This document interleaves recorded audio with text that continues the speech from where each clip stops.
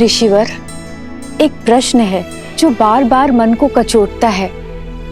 क्या उसका उत्तर मिल पाएगा? पूछिए राजमाता। ऋषिवर, एक संतान माता या पिता का पाप या पुण्य भोगती है, तो मुझसे ऐसा कौन सा पाप हो गया कि मेरे पुत्र और पुत्रवधू को वन की पीड़ाएं भोगनी पड़ी? माता, जिनके कर्म और जीवन चक्र अंतिम पड़ाव पर होते हैं, अर्थात जो अपना अंतिम जीवन जी रहे होते हैं, उन्हें अकारण भी कष्टों का भागी बनना पड़ता है और जीवन की यह अंतिम परीक्षा देनी पड़ती है। अर्थात मेरे पुत्रों के पुत्रों को भी ये असहनीय कष्ट भोगने पड़ेंगे? माते, संसार के हर प्राणी का भाग्य सूर्य देव की पुत्री माता छठी के हाथों लिखा जाता है।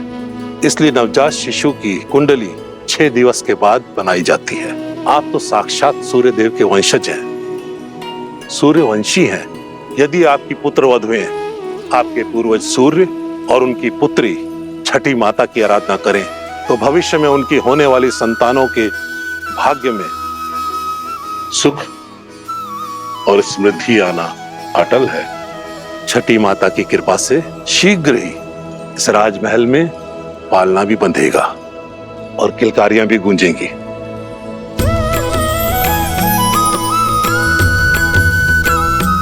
महर्षिवर, हम सभी बहनें छठी माता की पूजा अवश्य करेंगे। ऋषिवर, इस मन में मैं संदेह लेके आई थी, उस मन में आस भरने के लिए बहुत बहुत धन्यवाद।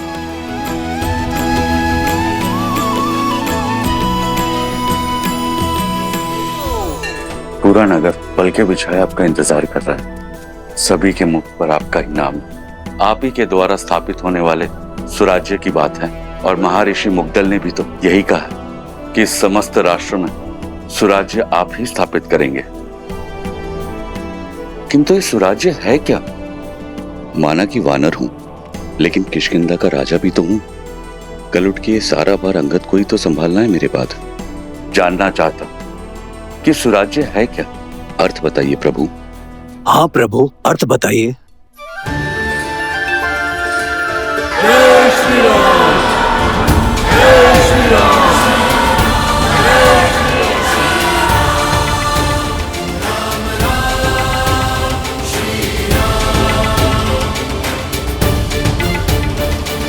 सुराज्य का अर्थ जानना था ना मित्र। सुख, समृद्धि, रक्षण और न्याय, ये सुराज्य के लिए आवश्यक है। सुराज्य का अर्थ आपके सामने है मित्र।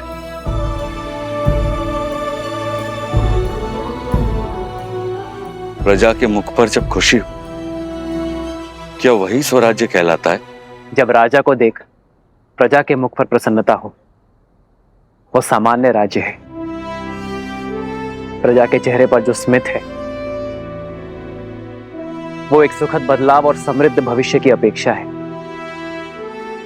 प्रजा को आशा होती है कि राजा उनके दुख सुनेगा, उनकी पीड़ा हरेगा। पर सुराज्य वो जब प्रजा को देख राजा के मुख पर प्रसन्नता हो, राजा को संतुष्टि हो कि वो अपनी प्रजा की अपेक्षाओं को पूर्ण कर पाया है। जब राजा को यह विश्वास हो कि वो अपनी प्रजा के जीवन में बदलाव लाने में सक्षम है, वो है सुराज्य। प्रजा को देख एक राजा तब मुस्कुराता है जब वो जानता है कि ना राजा के मन में कोई प्रश्न है, ना ग्लानि है, ना पीड़ा है, और ना ही उसके प्रजा के मन में। आज मेरी प्रजा के मुख पर स्मित है। मैं अपनी प्रजा की अपेक्षाओं को पूर्ण कर सुराज्य को अवध में लाना चाहता हूं मित्र। और जब यह क्षण आएगा, तब मेरे मुख पर स्मित होगा। आओ मित्र। जय श्री राम, जय श्री राम, श्री राम, श्री राम।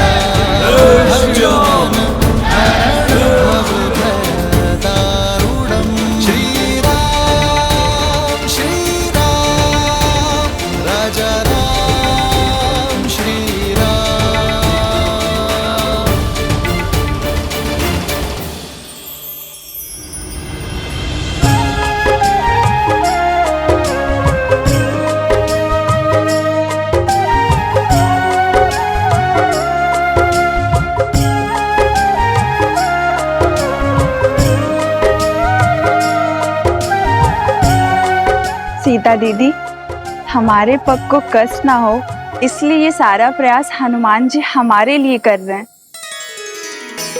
किंतु हमें ये सब भा नहीं रहा। हनुमान केवल हमारे लिए नहीं कर रहा है श्रुतकीर्ति, हमारे पीछे हमारी प्रजा की स्त्रियां भी हैं, उन्हें कष्ट ना हो ये उसका उद्देश्य है। हाँ दीदी, पर ये सब केवल हमारे कारण ही हो रहा है ना? हाँ, ये आरंभ है और इसे रोज का नियम बनाना होगा। प्रातः की शुरुआत कहीं ना कहीं से तो होगी ना। स्वच्छता केवल धूल कंकड़ का निवारण नहीं करती, एक स्वस्थ जीवन की नींव भी रखती है। जब राज्य के लोग स्वस्थ होंगे तो हमारा राज्य भी स्वस्थ होगा।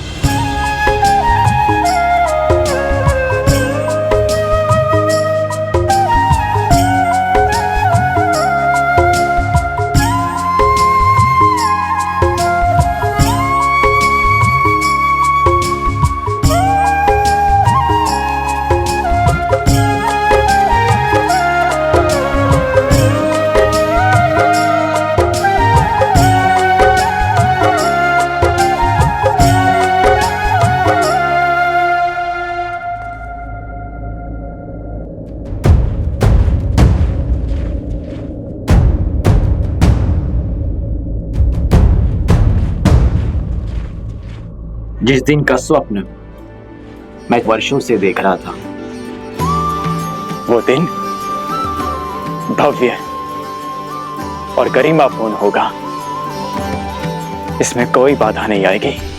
मित्र, आपके राज्य अभिषेक की पावन घड़ी, उसमें यह सेना का नियोजन, क्या आपकी प्रजा के मन में भय का निर्माण नहीं होगा कि होने वाले राजा अपने राज्य अभिषेक से पहले सुरक्षा का प्रबंध कर रहे हैं कि कुछ अघटित ना हो? प्रजा और राज्य का रक्षण एक राजा का प्रथम कर्तव्य होता है मित्र। राज्य की सुरक्षा केवल आक्रमण के बाद ही नहीं, उसके पूर्व से करनी होती है। राज्य की सेना एक अन्यायी शासक के राज्य में प्रजा के मन में भय उत्पन्न करती है, तो वही राज्य की सेना एक न्यायपूर्वक शासक के राज्य में प्रजा को धैर्य, आत्मविश्वास और सुख की निद्रा देती है। सुराज्य के लिए राज्य और प्रजा की रक्षा हेतु सतर्क रहना अति आवश्यक है मित्र। जब प्रजा के मन में रक्षण का भय ना हो तो प्रत्येक व्यक्ति अपने कार्य का निर्वहन अधिक कार्यक्षमता के साथ करेगा। इससे राज्य सुख और समृद्धि के मार्ग पर चलेगा मित्र।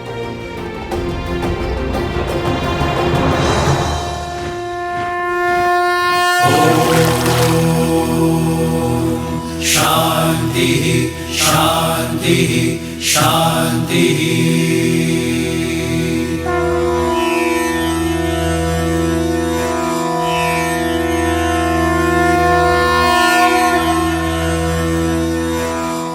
हे सूर्यदेव, रघुवंश की कुल वधु की आराधना और आभार स्वीकार करें। हे छठी मैया, ये समस्त राज्य हमारी संतान है, इनका भविष्य सुखमय और समृद्ध बनाइए। अपने तेज से हम सबके जीवन में सुख और समृद्धि का प्रकाश फैलाइए। करना कृपा इतनी मैया, बढ़े यश रघुवीर का, बढ़े यश रघुवीर का। फले फूले नगरी अयोध्या, पावना पड़े पीर का, पावना पड़े पीर का।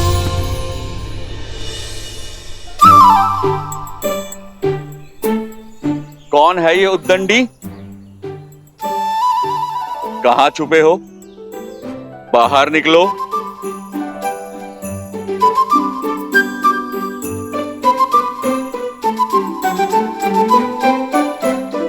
क्षमा कीजिए प्रभु। किस बात की क्षमा? वो हमारी गेंद आपको क्षति पहुंचाएगी। इसका दंड तो अवश्य मिलेगा, किंतु दंड से पहले एक बात जानना आवश्यक है कि किसी भी क्रीड़ा में ये विशेष ध्यान रखा जाए कि किसी को हानि ना हो, किसी को क्षति ना पहुंचे। जी प्रभु, हम दंड के लिए तैयार हैं। पहले वचन दो कि इस बात का ध्यान रखोगे। हम वचन देते हैं, अवश्य ध्यान रखेंगे। तो अब दंड के लिए सज्ज हो जाओ। अपना हाथ आगे करो।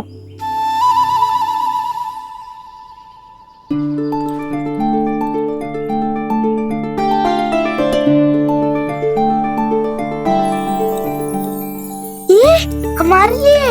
हाँ, तुम्हारी प्रामाणिकता के लिए। तुम दोनों छुपकर भाग भी सकते थे, परंतु तुम बुलाने पर आए, अपनी भूल स्वीकार कर दंड का सामना ही किया। यही प्रामाणिकता जीवन भर बनाए रखना। चलो अब एक और खेल खेलते हैं। ये देखते हैं कि तुम सब में सबसे वेग से कौन दौड़ता है।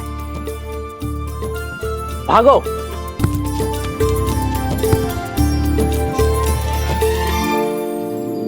मित्र, राजा का धर्म तो सेवा है। आपने जो इनको ये धन दिया, ये ना लगे कि आप अपने धन का प्रदर्शन कर रहे हैं। जब राजा अपने स्वर्ण और रत्न का प्रदर्शन करता है, तब प्रजा का राज्य के प्रति शक्ति और सामर्थ्य बढ़ता है। मित्र, एक राजा के लिए रत्न प्रदर्शन जितना आवश्यक है, उतना ही घातक धन का मोह है। जब राजा अपनी संपत्ति को लेकर निर्मोही होगा, तभी वो राज्य को स्वराज्य की ओर ले जा पाएगा।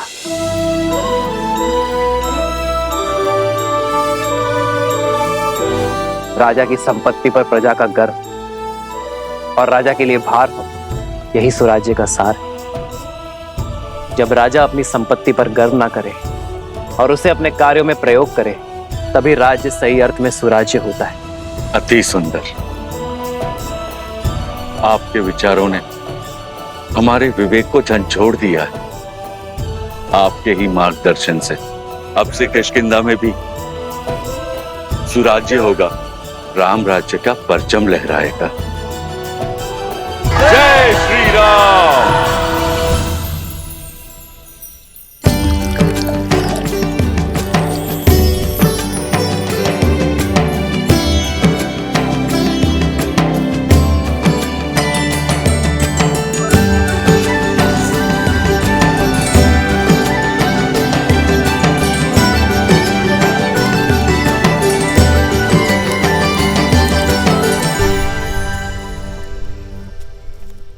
अपराधी हो तुम सब। कैसा अपराध? क्या अपराध किया है हमने? अद्भुत। पहले चोरी, ऊपर से सीना चोरी। पहले हमारे जीविका के साधन की चोरी की इन ब्राह्मणों ने, और अब तुम वैद्य हो। तुम मेरी पत्नी के उपचार और चिकित्सा के लिए मुझसे धन मांग रहे हो, उसके प्राण बचाने के बजाय। मैं ब्राह्मण हूँ, चोरी जैसा शब्द मैं सोच भी नहीं सकता। और ये लकड़ियां यज्ञ के लिए है। ये मेरी जीविका और मेरा धर्म है। हाँ, और औषधियां मेरी जीविका है। यदि मैं अपनी औषधियां बिना मोल के दे दूं, तो मेरा परिवार कैसे चलेगा? मित्र, ये तीनों ही अपनी जगह सही। अब इसका क्या उपाय है? स्वराज्य का चौथा स्तंभ, न्याय। आओ मित्र। प्रभु, प्रणाम प्रभु। क्या हुआ? ये कोलाहल क्यों है अयोध्या में? कोई बात नहीं रघुनंदन, हम तो बस ऐसे। प्रजा का राजा से समस्या छुपाना राजा की हार और राज्य के पतन का सूचक है। निसंकोच कहिए। प्रभु, पूरे दिन सूर्य के ताप में जलकर गिरी हुई लकड़ियां एकत्रित की थी, परंतु बीच में हमारी कुल्हाड़ी टूट गई। हमने लकड़ियां सूखने के लिए छोड़ दी थी। सोचा इन्हें बेचकर पुनः अपना कार्य प्रारंभ करेंगे, किंतु इन ब्राह्मणों ने हमारी लकड़ियों का उपयोग यज्ञ में कर लिया। प्रभु, शास्त्रों के अनुसार स्वयं गिरी हुई लकड़ियों का उपयोग केवल यज्ञ में ही किया जाता है। अब आप ही बताइए, शास्त्र नीति का पालन करके हमने क्या अपराध किया है, पाप किया है? यहाँ किष्किंधा के राजा मेरे मित्र वानर राज सुग्रीव उपस्थित है। क्यों ना वो इस समस्या का हल बताए।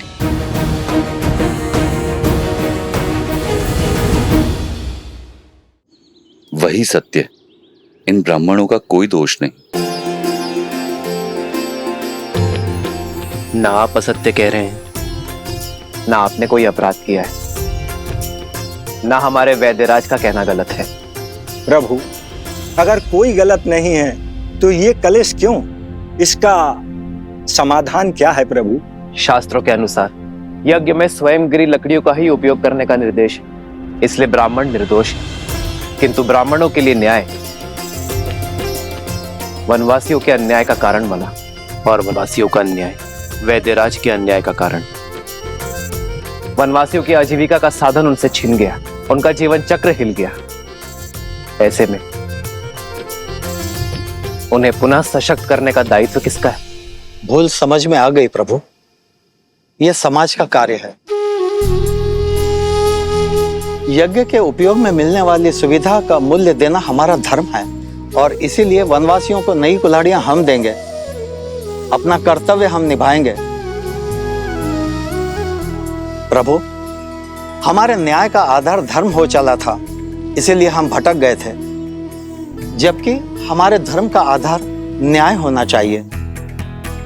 मित्र, आज ये घटना आपके समक्ष हुई, इसीलिए ये न्याय हुआ, परंतु तुम्हारी अनुपस्थिति में ये हुआ तो क्या करोगे? जिन्हें आवश्यकता है पहले उनकी सहायता करेंगे मित्र। आप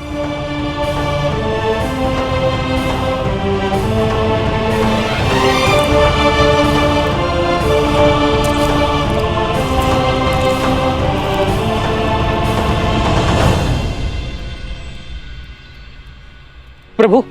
प्रणाम वैद्य जी, क्या मैं आपकी कुछ सहायता कर सकता हूँ? श्री राम श्री राम श्री राम श्री राम श्री रामचंद्र कृपालु भजो मन हरण भव भय दारुणं नव कंज लोचन कंज मुख कंज पद कंजारुणम्।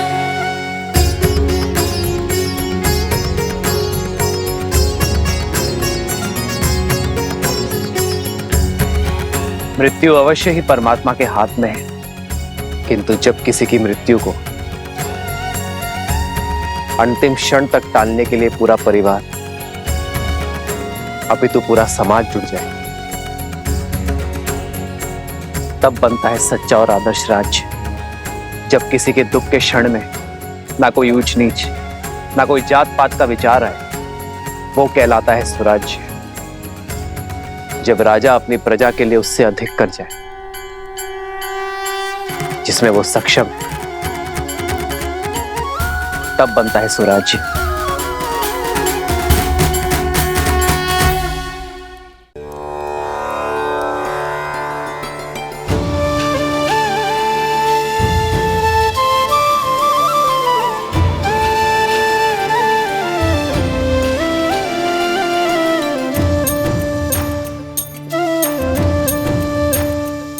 नहाए खाए के अर्थात स्नान और भोग के साथ छठ पर्व का पहला दिन प्रारंभ होता है।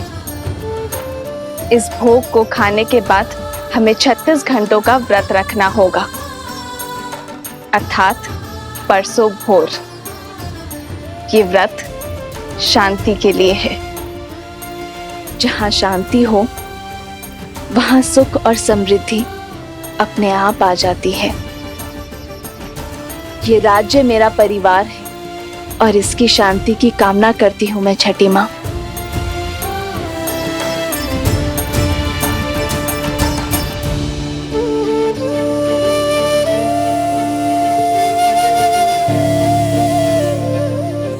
वहां प्रभु श्री राम और यहाँ माता सीता संसार को जीवन जीने का पाठ सिखा रहे हैं। इतने से समय में इतना कुछ सीखकर मैं तो धन्य हो गया।